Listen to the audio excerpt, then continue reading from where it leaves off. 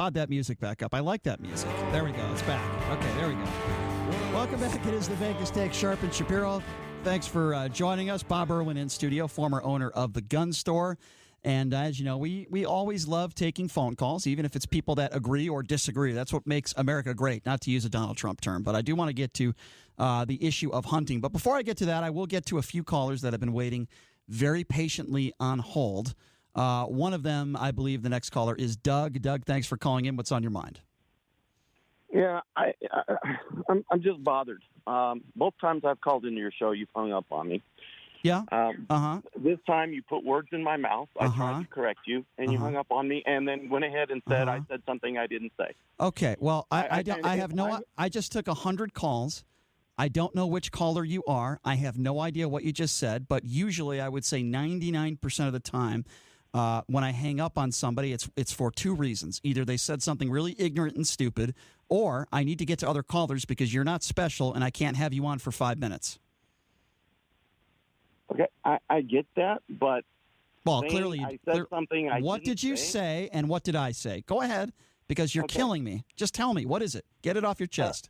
What I tried to tell you was that world leaders will do one thing in front of a camera or say one thing in front of a camera, and behind the scenes when negotiating with other world leaders, we'll do something else. And that's always happened. And we expect that to happen. And it is Every president has told us white lies, complete lies about what's going on in negotiations because they don't want to. And I understand you're trying to make that correlation to this Russia thing and Russian interference. And I completely and totally disagree with you. And unfortunately, I'm going to have to hang up the phone on you. I hope that's okay with you. I hope you don't call the police. But, Doug, it's not your show. This is the Vegas Take with Sharp and Shapiro. It's not the Doug show, and you're not special. Let's go to Dan. Dan, thanks for – I got Bob to crack up over here. Wait, hold on. Can we put his mic on? My co-host mic isn't even on. Go ahead, JD. Today it's mostly Shapiro. Well, that's not my fault. It's about 85% Shapiro. You can talk. Sharp is here, but he's really not. He's really not here. You can talk whatever you want to. Let's go to Dan. Dan, thanks for calling into the Vegas Take. What's up? Hey, I'm a Republican, and I will tell you right off the bat that I think Trump is guilty. Just tell you that right now. And I will tell you right off the bat, I think that is refreshing to hear. Dan, go ahead. Yeah, I think that his ego is bigger check that he can't write the check that his ego wants to cash. Agree. However, the part that I have an issue with is the whole Russian interference thing. Just hear me out for just a second here. Okay, go ahead. Did the Russians in any way, shape, or form change anybody's vote? I don't know the answer to that. I really don't, Dan. Okay. I don't. So the way I'm looking at it is, if they interfered by, whether it be they're advertised on Facebook or whatever for Trump, if our American voters are so ignorant that they're going to be swayed by what somebody says on Facebook, then and that's what steers the election to the other person, then we got bigger problems than Russian interference. Well, that's a valid point, Dan, and I say this on the show all the time. I don't know if you would agree, but I think there should be an IQ test, not only for buying guns, but an IQ test for voting. I think you have to be above a certain degree of intelligence to be able to vote, and I think that would solve that problem, would it not? It would, and I think voter IDs would as well. I agree. Look, I try to be fair as much as I can, Dan, on this show. And I respect the fact that you're a Republican and you're still able to criticize Donald Trump. You are a bastion of equality. Well, I would like to think I am. I didn't vote for Hillary Clinton. I can't stand Hillary Clinton. I would never vote for her. I'm not going to vote for Joe Biden. Go to her show? Well, I got one comped ticket. Here's the deal. I tried to get them on our show, Hillary or Bill, because obviously that would have been a great guest. And the response I got was, we can give you a free ticket. And I said, could I get 2 tickets? I don't want to go by myself. And they only offered me 1. So what do you think I should do, Dan? Should I scalp the ticket to a Democrat? What should I do? I'll be honest with you. I think you should probably just not show up so there's an empty seat. Let me be honest with you, Dan. There's a likelihood I probably will not. The Vegas. Let me ask the sports handicapping expert here, JD Sharp. JD, what are the odds if you had to put them up right now that I go to the show on Sunday night by myself? Did you have a good round of golf or a bad round of golf? I'm not playing. I don't think I'm. You're not playing golf Sunday? No, I don't think. I'm going to put it minus 160. Yes, you go by yourself. You think? Wow, I disagree with that. Ken Thompson says minus 330. No, Ken's got. That's Ken Thompson's odds. Dan, I'm sure you've got an enemy out there that you could actually provide that ticket to just for for fun's sake. The last caller who thought he was special, who thought There he should. you go. Yeah. Dan, good to hear from you, my man. I appreciate the call. Thank you. Why don't we take one more call, then we can all take a deep breath. Let's go to Will. Will, thanks for calling into the Vegas Take. How are you? Good. And yourself? Doing good, Will. Great. I have a question for Bob, if I might. Sure, go ahead. Bob Irwin, I've met you a couple times at the Cashman Gun Shows over the years, and I hold you in the highest regard and respect just for what that's worth there. Well, thank you. You're welcome. I have a question for you. I can't get into the explanation why, but I'd like to see a well-regulated militia. You know, the militias are expanding tremendously, and the social support is just huge behind them. But it would be nice to see a man like you form a regulated militia that's open and card-membered and ID because of the times we're about to enter into.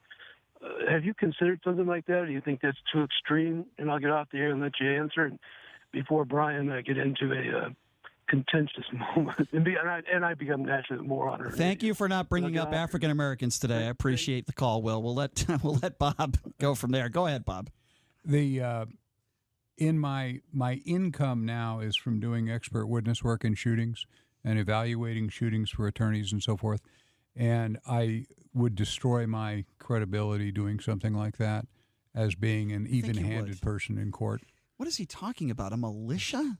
Militia groups they're groups of people that form militias. They're all over the country that are formed for various reasons. Some are nefarious. They're tax haven guys, and some are in. You had one just down in Mexico. But why would you do stopping illegal immigrants coming in and whatnot?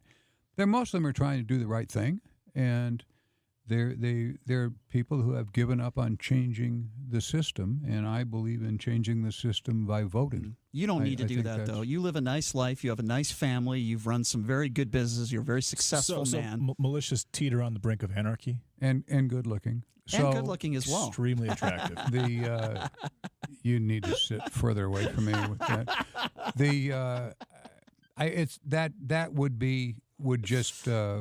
I'm not in a position to do that right now. I hear you. But I understand why people do, and a lot of them do a lot of good. There's no difficulty in learning how to defend your home and that sort of thing, and practicing with your gun. I don't necessarily disagree with that. It was an interesting question, I guess. Probably one of his better questions. He calls in sometime with some really weird stuff. That was actually a good question. Now the guy was being really nice, and now you said he calls in with weird stuff. In the past, he has, Bob. JD, help me out on this one. He also has another alias, and he goes by Bob as well. That's 100% sincerity. That's not a joke.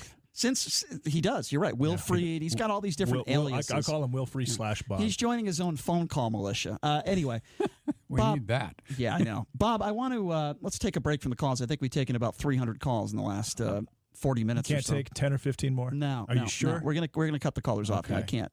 We got a couple of people on. I'm not going to take any more calls.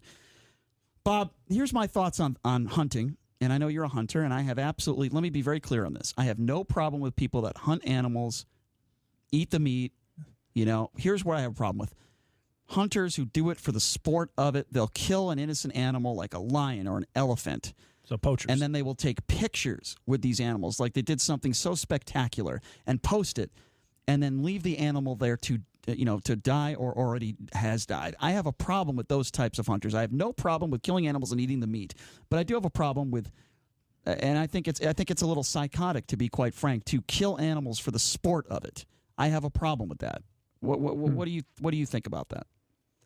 Well, I'm not a hunter, as you would say. When I was in school in Oregon, we would some of the kids in gunsmith school with me would go out on the weekends and hunt rabbits because they were overrunning the areas where people grazed cattle, and they would dig their burrows, and then that the cattle I understand. trip in it and break their leg, and then the animal has to be destroyed. And I'm glad you brought that up, because that's a legitimate point. For the good of nature. Yes, that's different. There is culling the herds that need to be. I mean, and when I was in Oregon, I was startled to learn that half the deer herd starves to death every winter in Oregon. You're talking 100,000, 150,000 deer starve to death. They find them under the snow when spring comes.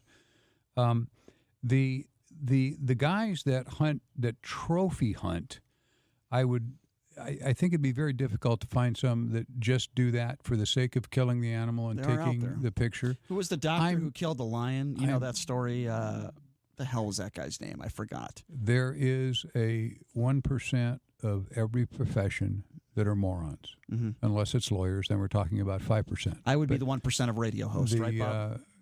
Yeah, so far, yeah. But very successful at being the 1%. Judging any group of people by the antics of 1 or 2 or 3, I have good friends who are hunters that do have trophy animals, and they, in some cases, they were because the animal tried to kill them. But usually it's they get a permit from the government, wherever they are in Africa or wherever, to hunt a crocodile or when this or you say that. the animal tried to kill them, they're in an area where, of course, an animal is going. They shouldn't be there then. Why would you kill an animal and then say, well, I killed this animal because they tried to kill me? You expect that, though, don't you, Bob? If you go out in the wilderness and you try to look for lions, and if a lion sees you, probably going to try to kill you, right? I mean, that's logical, isn't it? I mean, well, generally, they generally most lions run.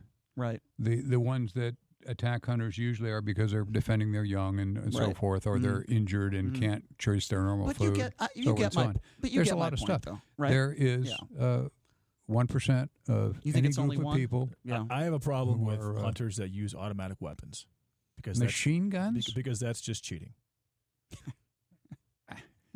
I guess it is. It is 100%. Well, poachers in Africa do that. Of course they do. use AK-47s Right, and so forth. that's cheating. Uh, Where's the fun in that? Other than that, I have no problem with gamesmanship or gaming. You need a psychologist on this show instead of a gun guy. I don't know where the fun is in that. You get what I'm You saying. have though. to You defend kill the you kill a indefensible. lion, okay, an innocent lion.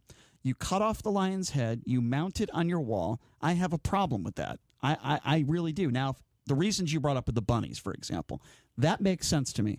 I also understand in many countries they hunt animals. They eat the meat. Totally understand that.